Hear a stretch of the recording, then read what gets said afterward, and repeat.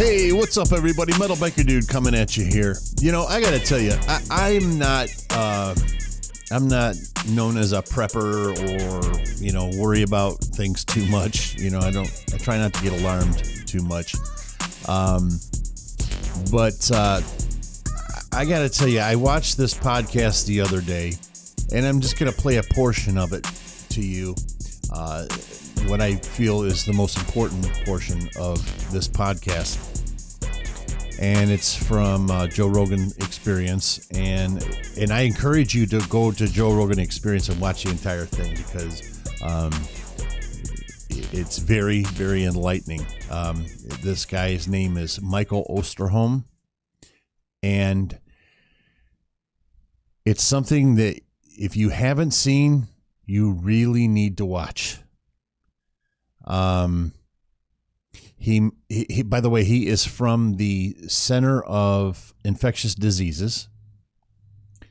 Clearly, this is an authority on the subject. This isn't some, hyperbole or some sort of idea where we all pretend that we know better.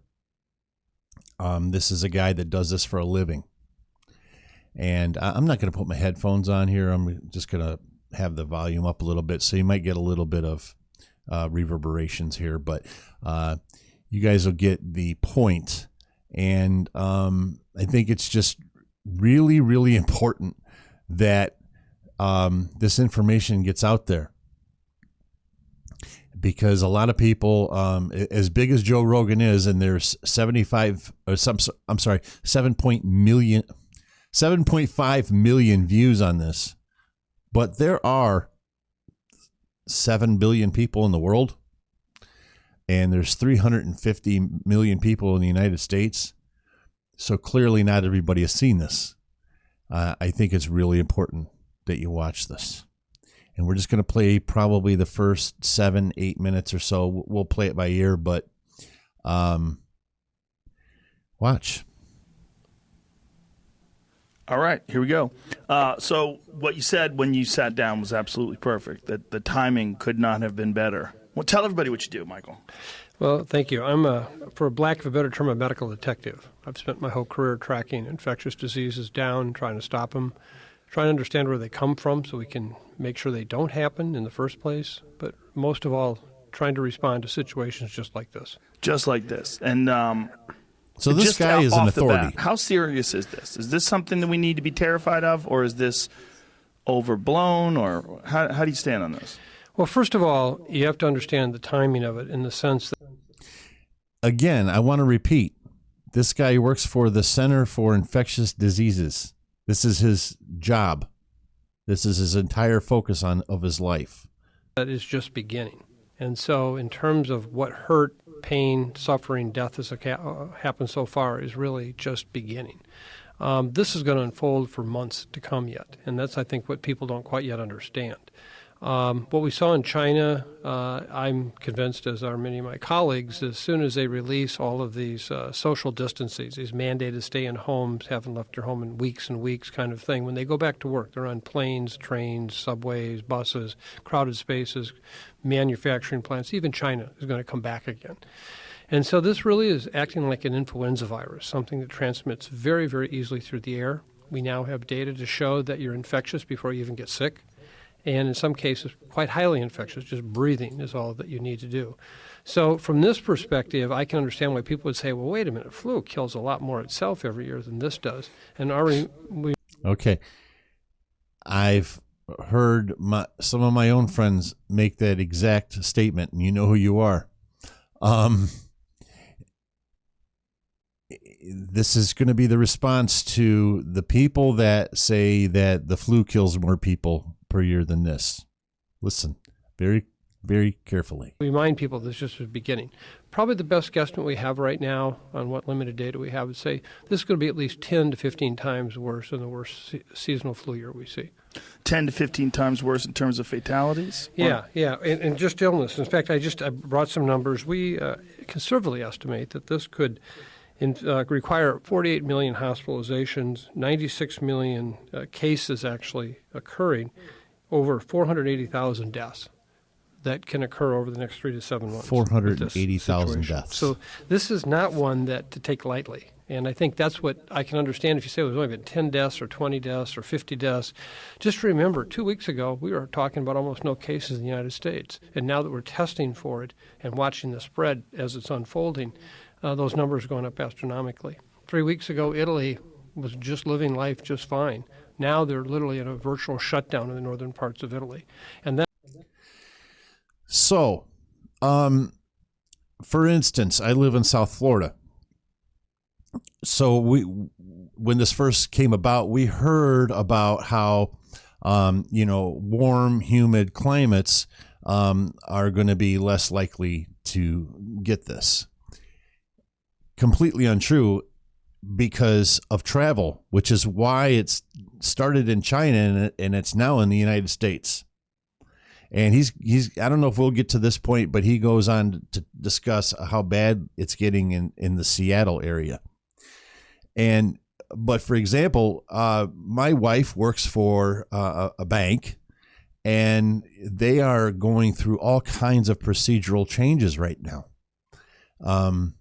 where they're having people work 1 week and then take 2 weeks off and just rotating people out to try to slow this virus down. You have schools all over the nation that are going to close. The NBA season is suspended. The NHL season is suspended. UFC is making adjustments. Baseball season. All of these things are happening to try to slow this process down, because this is the guy that's in charge of making these predictions. And he goes on to say later that they've been spot on with their assessments so far. And they're really good at honing in on the science of this. So for all of those people that think if they live in a warm, humid climate that you're immune to it, could not be further from the truth. That's the challenge with an infectious disease like this. It can spread very quickly, and it also can affect people. I think maybe to put this into modern terms, because this is something we think of often when we think of pre-antibiotic days, the old-time medicine.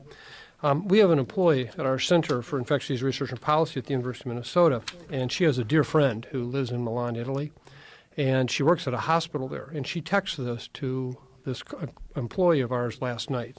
And this was an email that came out yesterday from one of their physicians in Milan at the largest hospital there. And he said, I just got a very disturbing message from a cardiologist at one of the Milan's largest. Okay, so what he's about to speak about is in Milan, Italy, where they're on a complete shutdown, right? This is absolutely terrifying. I'm going to turn this up a little bit because I'm not sure if this is based on my meters here. I don't know if it's loud enough, but what he's about to read is an email that he received from a hospital organization. So the company is a umbrella for all of the hospitals in the Milan, Italy area. This is absolutely frightening. Largest hospitals. They're deciding who they have to let die. They aren't screening the staff anymore because they need all hands on deck, and they have very small areas of the hospital dedicated to non-COVID patients. They are not screening the staff. They're not screening the staff because they need them. They need all hands on deck. So the people that are working there, and he's going to go on to tell you that there's one section where people are not terribly ill, where they're still screening the doctors, but the rest of the hospitals, other than this portion, they're not even screening the staff anymore. Where they still screen doctors. Everybody else is dedicated to COVID patients, so even if they're positive, meaning that they're sick, but they don't have a severe cough or fever, then they have to work. He says that they're seeing an alarming number of cases in the 40-something age range, and these are horrible cases. So we need to stop thinking that this is only an old person's disease. This is what's going to unfold, not just in Wuhan, it's unfolding in Milan, it's unfolding here in Seattle, and this is what's going to continue to rollingly unfold throughout the world. Yeah, where did this rumor come from that it's an old person's disease? Is it just because the majority of the people that have died from it so far have been older? Yes. In fact, that's the primary risk factor for dying, is being old and then having certain underlying health problems. For example, in China, those men over the age of 70 who also smoked, were 8 to 10% of them died. 65% of older Chinese men smoke. The case fatality rate, or the percentage of people who die in women in that same age group, was only about 2%. In that case, very few women smoke. Now, the challenge we have is that that's the Chinese data. Down to a science. But there are a series of risk factors that we worry about that, if they overlay on this disease, are going to cause bad outcomes. And we happen to be right at ground zero for one of the major ones here in this country, and that's obesity.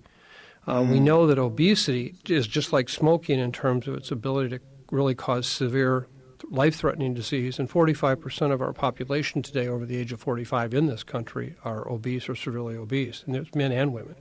So one of the concerns we have is we're going to see more of these, what I guess I would call very serious and life-threatening cases occur in our country because of a different set of risk factors than we saw in China. Now, you mentioned that there's some sort of an incubation period before people become sick, they're still contagious. What is this incubation period, and how do we know about it? When we call something an incubation period, we're talking about from the time you and I got exposed, meaning I was in a room breathing the air that somebody else who was infected with the virus was expelling out, I breathed it in. How long from that time period till the time period that you get sick? And what is that? That's what we call the incubation period. So that's when case numbers can double or triple in every so many days. In this case, it's about 4 days. So, and we actually have data there from people who were exposed one time or one time only. And we know when they were exposed, where they were exposed, and how soon do they get sick afterwards. So the chauffeur in the car where an individual was sick or showing symptoms, then the chauffeur gets it 4 days later. You know, they were there one time and one time only. And if the chauffeur does not show any symptoms, he's still contagious. He could also be contagious too, and that's one of the things that's challenging here is you and I might get exposed to somebody who is totally asymptomatic, no symptoms. That virus would appear, well, that's not a very strong virus. But in fact, when it infects us, it could kill us. So we've seen cases of fatal disease that were exposed to people that had minor symptoms themselves. Wow. Okay, so that's all I'm gonna share with you. I really encourage you to go check it out. Matter of fact, if I can remember, I'll try to remember. I'm gonna try to post a link in here. As a matter of fact, you know what? I'll do it I'll post a link in the description. But I encourage you guys to watch this. It's really, really important information, and I think a lot of people need to hear. Just. If you can, even if you don't go watch it, if you can, try to minimize the amount of contact that you're having out in the world. Don't